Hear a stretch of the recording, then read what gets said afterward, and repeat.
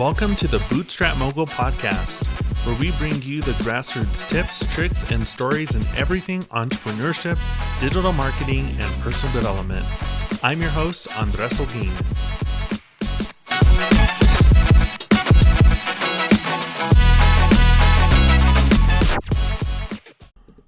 Today, I want to talk about something that's very close to my heart, bootstrapping a business. I mean, the name of this podcast is all around bootstrapping. So as someone who has personally experienced those ups and downs of starting a business with limited resources, I know firsthand the challenges that can come with it. Now, one of the biggest challenges that I faced when bootstrapping my business was the lack of resources. As an entrepreneur, I had to rely on my own savings, sweat equity, and a do-it-yourself mentality to get things done. And this meant that I had to be very creative with how I spent my time and my money. And I had to make sure that some of the tough decisions were prioritized and decided what to prioritize. Another challenge I faced was the lack of expertise. Now, when you're bootstrapping a business, you have to wear many hats and take on a wide range of responsibilities. This can be overwhelming, especially if you don't have all of the necessary skills and knowledge to handle everything. I had to learn on the job and make mistakes along the way, which was definitely a humbling experience. Next is scaling. Without outside funding, it can be really difficult to invest in new products, services, or marketing campaigns. And so this can limit your ability to grow and compete with larger, well-funded companies. The other thing is cash flow. That was another issue that I had to contend with, and I still do struggle with that. When you're bootstrapping a business, you may not have a steady stream of income coming in. And this can make it difficult to pay bills, buy inventory, or invest in those growth opportunities. And finally, bootstrapping can also affect your credibility. In some industries, investors or customers may view it as a sign that the company lacks the resources or expertise to succeed, and this can make it harder to attract new customers or investors. But despite these challenges, bootstrapping can be a very rewarding experience, and it does require resilience, resourcefulness, and a willingness to learn and adapt. But with the right mindset, it's possible to build a thriving business without outside funding or investors. And so that's why I want to share with you today the steps to truly start thinking like a CEO that will help you navigate the challenges of bootstrapping a business. And these steps are based on my own experience and the lessons that I've learned along the way. So if you're ready to take your business to the next level and start thinking like a CEO, stay tuned for the rest of this episode. So first, a successful CEO needs both a certain mindset and a skill set. So let's start with the key areas where you need to demonstrate skill. These include the following 5, which you as a CEO must be able to do. So the first one is measuring and analyzing everything that your business does to monitor progress and identify ways to improve. You also want to be able to focus on your ultimate goals and develop those strategies that are going to lead to their achievement. You also have to remain flexible so that you can change course when needed to suit customer demands and also market changes. And you have to stay open to innovation and improved ways of doing business in order to keep those existing customers and to gain new business. And then last is to motivate those who work with you to contribute their best and show them respect and consideration. Now, if you don't have a team yet, which a lot of bootstrappers don't or have a very small team, this is going to include strategic alliance partners, networking colleagues, suppliers, contractors, and so on. Now, there may be other elements that you'd want to add to this list, but even these 5 skills are going to make being a CEO and a bootstrapper a really tough assignment. So what I would do is let's look back at that list again with your solo entrepreneur hat on. You're going to realize that you've already been doing a lot of these things to some extent to get your business to the point. Now, you may struggle with certain skills on this list, but keep in mind that these skills can all be developed over time with that right approach and mindset. So, reflecting on those 5 key areas and honestly appraising your current level of competence in each is critical. In this way, you're going to be able to identify the areas that you'll need to focus on as you develop your CEO thinking. So, for example, you may consider that you're flexible and willing to make changes to suit your market, but maybe you're not as good at finding ways to innovate around what you already provide.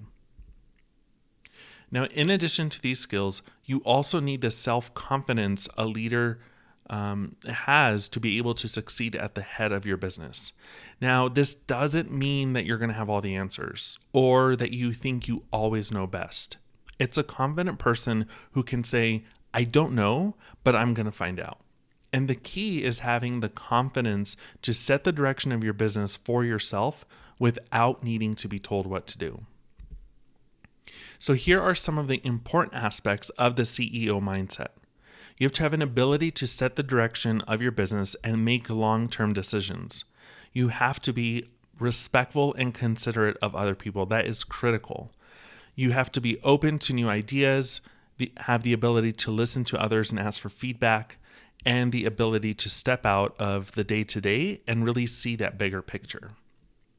You also have to be focused and motivated on your goals, have an ability to inspire others with your vision, have positive and be positive even in the face of challenges, be a problem solver when things go wrong, and take full responsibility and not putting blame on others.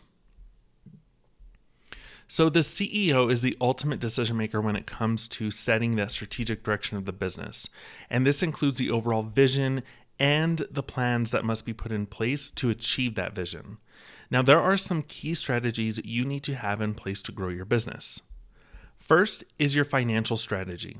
Here, you're going to set targets for how much money comes into your business and how much money goes out. It's going to include budgets and resource allocation, as well as any other future investment in the business and related expenditure. Next is your product strategy. The first step is to decide what products or services you're going to sell and who's expected to buy.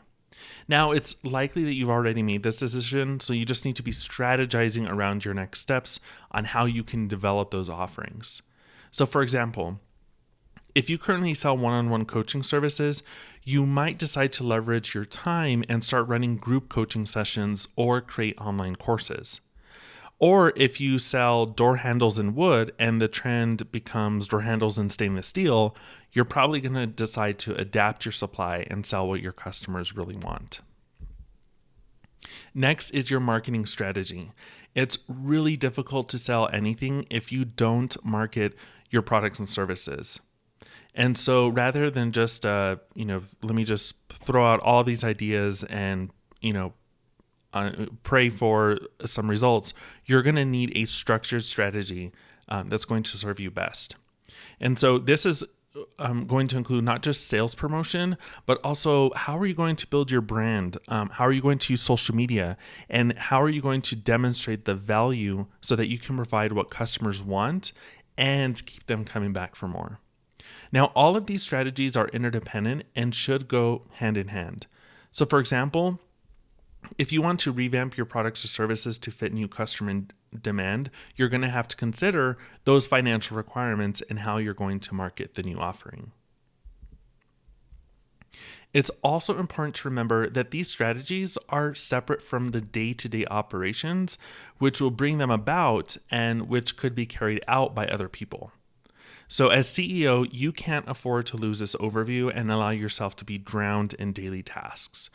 And I know this is really hard and something to struggle with when you are out there on your own, right?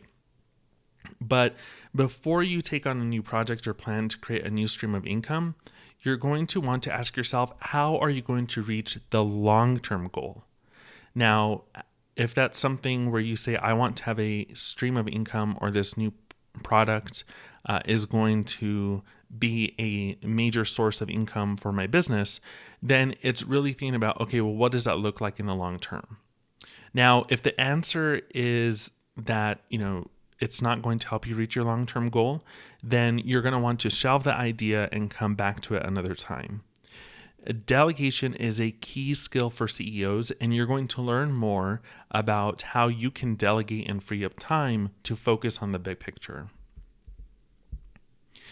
Now, the most effective strategies are simple and structured, and they're going to lead you to achieve your business goals.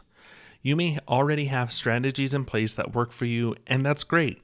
But if you don't, or you're only strong on one aspect, then it's useful to reflect on how strategic you're being at the moment in each of those three areas. So review your own strategies and how you came up with them, because this is going to help you highlight where you need to take action. And here are some questions that you're going to want to answer as you're doing this. So what is your company's overall strategy on finance, products and services, and marketing? Where do you lack strategic direction? So if you're finding it challenging to write down the tactics and actions you take to reach your business goals and be competitive, then you're going to lack a structured path to move forward. Next is, how often do you discuss strategy? Are there recurring themes in those meetings or in those working sessions with yourself? Now, even if you're just sitting down with yourself, you need to make a schedule to regularly evaluate your business strategies and whether they're catering to your current market. In this way, you can spot those small issues before they become major ones and make the necessary changes as you go along. Next is, how often or how does your lack of strategy affect your business outcomes and growth? And so you want to refer to concrete data to help you, such as things like sales figures or the number of email subscribers or even followers. So next, we're going to talk about decision making, which is super hard, right? It's something I struggle with on the day-to-day in business and in personal life. I just get overwhelmed very easily. And so it can be really tough being a business owner when you're faced with decisions every day. However, that is the reality of the role. Decisions are going to range from small to large in scope, and both in terms of the resources involved and the impact that they have. So even though it's a common activity, many entrepreneurs have trouble making decisions. And here's a number of reasons as to why that might be. So first is lack of confidence, right? Where you're telling yourself, I'm really not sure I can do this, or lack of information, or lack of time, or the one that I struggle with the most, too many choices or too many options, or maybe you have a fear of getting it wrong or a fear of what others will think, right? You're going to say, if this goes wrong, then what is my team going to think of me? Now, you might find some of these responses familiar. However, the more that you develop your CEO mindset, the more confident you're going to become. And so this is going to help you get better at the decision-making process. So let's talk a little bit about the decision types. So often entrepreneurs are confusing the type of decision that needs to be made. Like, we'll spend hours agonizing over something that doesn't really influence the bottom line, but yet we make a snap decision over something that will have lasting impact on our business. And so as CEO, you need to be familiar with distinguishing between the decisions you make to set your strategic direction and those that are affecting your day-to-day operations. So these decisions can be classified in different ways. The first is strategic. These are the major decisions that we covered just recently, which affect the entirety of your business. They are decisions related to your product or service, you're entering a new market, maybe your pricing strategy, or you're making a major brand change, advertising strategy, and so on. Next are operational. So once you've set your overall strategy, then there are the tactical choices that have to be made between available options to help you implement that strategy. So for example, maybe deciding where and how to promote a new product or service. Next are programmed. These are, those routine and repetitive decisions which take place on a daily basis, such as when to post on social media, how to contact existing customers, and so on. Now, these are generally low-risk decisions, and they can be delegated to others or even replaced with a standard procedure that guides future action. So in other words, someone else in your team or a contractor or some sort of partner can follow the procedure, and then no decisions needed unless the situation changes. Now, all the decisions you make ultimately should lead to the achievement of your goals. But some decisions are going to have more influence on your overall business strategy than others. For example, if you decide today to commit a $10,000 spend on advertising this month when you have little revenue coming in, this would be a big risk to the business. However, if you decide on a limited 8-week campaign with a $500 total limit, that might not upset the delicate balance of your business too much. The decision-making process is one of the most critical processes in your business, and you want to aim for effective and efficient decisions that are going to bring about those strategic results that you want. So perhaps you already have a defined system for making decisions, or maybe it's all a little bit haphazard. When you think back to decisions that you made recently, are you aware that you were following a process? So I'm going to share with you my 5-step decision-making process that you can use for all your decisions, no matter whether they are strategic or operational.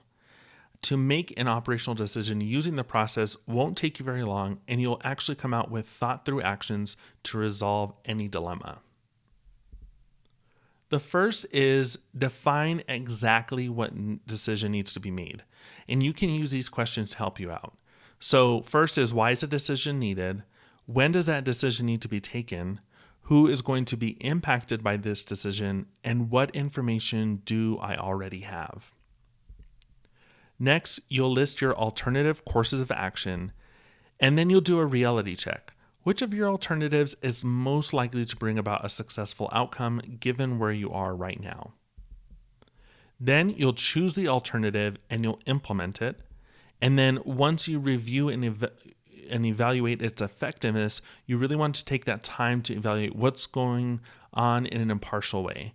Some decisions don't provoke the outcomes you wanted, and so this will help you in your decision making next time. Next is innovation. Innovation is all about discovering, integrating, seeing new ways, finding connections, and then using all of that insight to create something that you and others find useful and valuable. Innovation is often thought of as the act of creating something new, but it doesn't need to be new, just better. It's the lifeblood of businesses that want to move forward and deal proactively with change. But this isn't innovation for the sake of innovation. Innovation means enhancing the performance of a process, person, team, or organization. And for small businesses and bootstrap businesses, continuous and appropriate innovation means they keep that competitive edge. So there are many ways a business can innovate and bring about improvements in their products and services. So here are some examples. Maybe if you have a physical product, you're making it safer, quieter, smaller, faster, portable, downloadable, more accurate, and you're also finding ways to improve the delivery of your product or service according to those needs and wishes of your customers. Maybe you're reducing the cost or making it easier to use or understand, or maybe you're adding more performance, capacity, features, or functions. You could also make it easier to access, so less waiting, or providing more durability and reliability. You could also give better appearance to shape, design, or style. You can make it portable, like I just mentioned, or you could even make it like self-cleaning or easy to clean, again, if you've got a physical product. Now, what you have logged in a corner of your mind that you need to improve on in your business, ask yourself that. It might be a change that customers have been asking for, or a glitch in your system that no longer is saving you time, the time that it should. Maybe there's increased threats from your competition, or you simply just want to offer more value to your customers. Now, make a list of any improvements you've been meaning to make or have been asked to make. Think about all the aspects of your business, both customer facing and what we call back office, right? Everything around how your business is operating behind the scenes to provide service to your customers. Now, there could be a small area where you could make an improvement, which would then streamline a communication system and save time. Or you could find a more engaging way to keep in touch with your existing customers. Maybe you want to innovate on how you communicate with them through your emailing list. Innovation can be an enhancement rather than some sort of complete change or radical rethink, as we're often told. Innovation, though, is not something that just happens. It stems from that creating thinking, so you need to stimulate creativity before you can innovate. You may have come up with some new ideas when completing your last activities as part of this overall episode and some of those steps. And that's because you have stimulated your creative process. Now, if you didn't, then don't worry. Creativity is a mix of skill and attitude, and you can develop it. Creativity is present in everyone. And so when you make and when you enable those systems and practices that support innovation, you can tap into this. A CEO promotes innovation in their business when they bring together and manage creative ideas. But you need to have creative thinking first. So now I'm going to share with you my 5-step creative process. Because being creative isn't about forcing that light bulb moment. It's a lot more, going on in the brain, and this lays itself out in a recognized process. So the first thing you want to do is preparation. Analyze the task, gather the data, look for patterns, try out ideas, question assumptions. And in the first step, you gather materials and conduct research that could spark an interesting idea. You brainstorm and let your mind wander, or write in a journal to foster divergent thinking. This is going to help you consider all possible approaches to building out your idea. And in the first part of this process, your brain is using its memory bank to draw on knowledge and past experiences to generate those original ideas. Next is frustration. So when habitual ways of thinking about the problem break down, creativity is possible. Once you have an idea of where you want to innovate, it's easy to experience frustration that you can't find the solution immediately or can't see the way forward. In fact, this feeling of frustration indicates precisely the opposite. It's a signal that your typical ways of thinking about the problem are breaking down and that creativity is becoming possible. To be creative, you need to go beyond your current beliefs and mindsets to explore new territories and to bring what is outside of your consciousness into awareness. However, the rational mind wants to stay with what it knows, and it tries to hold us back from moving into the unknown. This feeling of frustration is actually the feeling of your conscious mind recognizing that it doesn't have the answer yet. Step 3, incubation. Give up trying and hand over to your subconscious mind. It's time to give up striving, but your conscious problem solving, put that on hold and hand over to your subconscious mind. The brain will go on working on your behalf in the background to find an answer to the problem that you've set. So let it get on with its job and go do something else. You can give your conscious mind a rest when you sleep on the problem, or do some sort of mundane task like laundry, staring out the window, going for a walk, or simply getting on with another task that needs to be done in your business. Then is insight. This is the aha moment. Having done all the groundwork, wait for the moment of insight when something shifts and gives you birth to a new idea, to see things in a new way or create new possibilities. And while the insight often appears to have come from nowhere, it actually occurs as a result of everything that has happened in the steps prior. And then step 5 is to turn insight into reality. To have an insight is one thing, but to act on it and turn it into reality is your last step. This involves testing your insights and using your decision-making skills to take the idea and turn it into an improvement for your business. So keep your creative mind open to finding solutions. Now, you might recognize these stages operating in your own life. You may have had the experience of struggling to find an answer to a problem and then frustration put it aside and gone off to do something else. Then, almost by magic, the solution pops up in your mind. That was the creative process in action. Now, you're going to try out the creative process by choosing an improvement that maybe you've been thinking about. Now, don't pick the most complex improvement to start with. It could even be a non-business example, such as how to find ways to get, your kids to clean up their rooms. Then apply the 5-step creative process to it and then note the results. You can't force this. So take the time that you need to follow through the steps.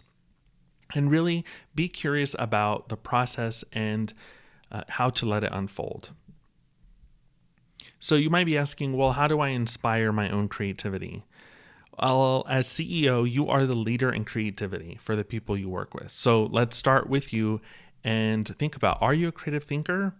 Now, most people don't consider themselves to be creative. Creativity is seen as external, the realm of the artist, the composer, the inventor, and not the activity of the small business owner or CEO. Okay, so you may not be as famous as, Mozart or Einstein or Steve Jobs, but you are no less creative. In fact, you're creating with every thought and word you speak, and the more value that you have and acknowledge your own creativity, the more creative that you will allow yourself to be. Now, as I said before, creativity can be learned, and there are many ways to develop your way of looking, thinking, living, seeing, and being. Now, I'm going to give you a couple of quick exercises that you could do on a weekly basis to stimulate your subconscious mind and develop your creativity. First are new uses. Choose an everyday object and think of at least 25 original uses for it. For example, a paper clip, a coffee cup, a cardboard box, a towel.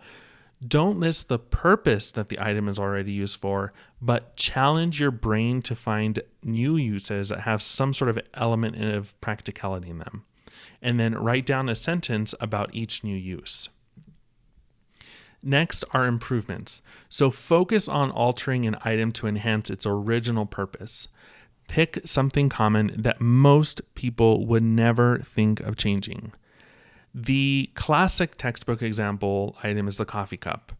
Improvements suggested have included things like multiple handles, anti-spill, a built-in heater, wheels, tea bag holder on the side, self-brewing, self-cleaning, just even a more aesthetically pleasing sort of, coffee cup or mug. We've all seen those ones that are super popular on TikTok.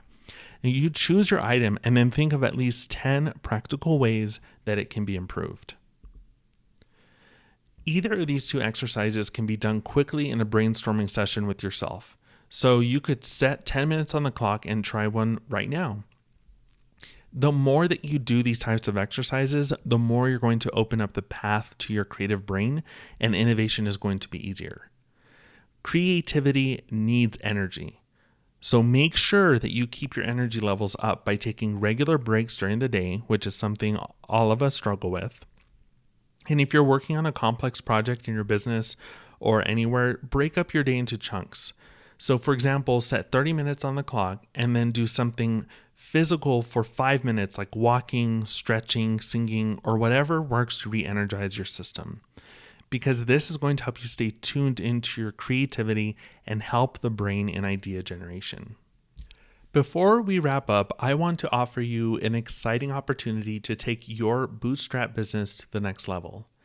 If you are struggling with those limited resources or lack of expertise and cash flow issues, then my exclusive Income Multiplier Program is designed just for you. This program is specifically crafted to help bootstrapped entrepreneurs like you unlock your full potential and transform your business into a thriving enterprise. The Income Multiplier Program offers comprehensive training modules and personalized expert guidance to help you navigate the challenges of bootstrapping and create a powerful strategy to multiply your income. You're also going to gain access to a community of like-minded individuals who are on the same journey as you, which will offer you a ton of knowledge that you can draw upon. As a special offer for our audience, we're giving access to this course for just $9 when you sign up using the link in the show notes or description. Spots are limited, so you don't want to miss out on this incredible opportunity to invest in yourself and your business. Remember, with the right mindset and tools, bootstrapping a business can be a rewarding experience.